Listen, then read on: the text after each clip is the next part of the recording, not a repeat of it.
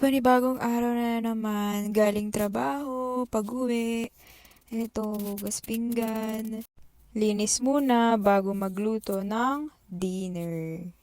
Dahil gusto kong dagdagan ng mga ginagawa ko sa buhay ko, share ko na lang din ang daily routine namin mag-asawa pagkagaling namin sa work.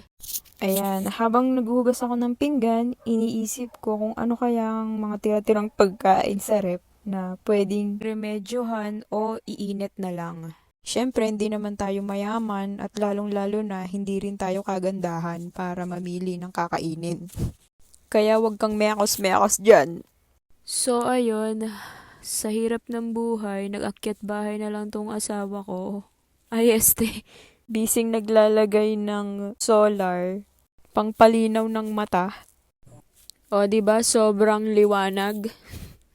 Kukuha muna ako ng tagnan at hihiwain ko ang repolyo. At kukunin ko ang tirang tuna sa rep at 2 itlog. Babasagin ko sa ilong ko at ilalagay ko sa repolyong hiniwa ko. Lalagyan ko ng durog na paminta at konting-konting asin. At syempre, hindi naman ako maganda, kaya maglagay na tayo ng madungis na kawali at buksan na natin ang kalan. Lagay natin sa pinakamahina muna. Hindi tayo mayaman kaya gumamit tayo ng olive oil, konti lang.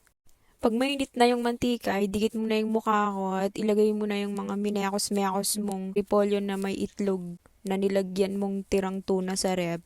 At saka mo pindot-pindutin ng sanse. At syempre, dagdag lasa, kunin mo yung kinagat kong cheese sa rep at ayan, i-grind-grind mo lang, kalat mo lang. Hanggang sa pati yung balat ko mag-grind. At syempre, hindi mo mababaligtad yan ng buo, kaya tuturo ko sa inyo yung technique kung paano magbaligtad. Ayan.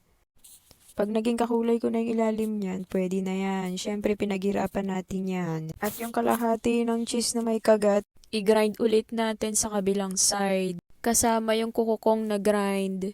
At pagkatapos ng ilang segundo, huwag na nating patagalin. Syempre, iset aside na natin yan.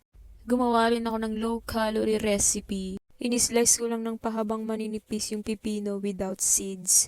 At inislice ko rin ng maliliit na square yung bell pepper. Kumuha ako ng ruler para pantay. At nilagyan ko ng Greek yogurt para yun yung pinaka-sauce niya. At syempre, konting paminta lang. Ininit ko na lang din yung tirang gulay sa rep. Ayan, syempre, flex ko na yung aming dinner. Kain tayo!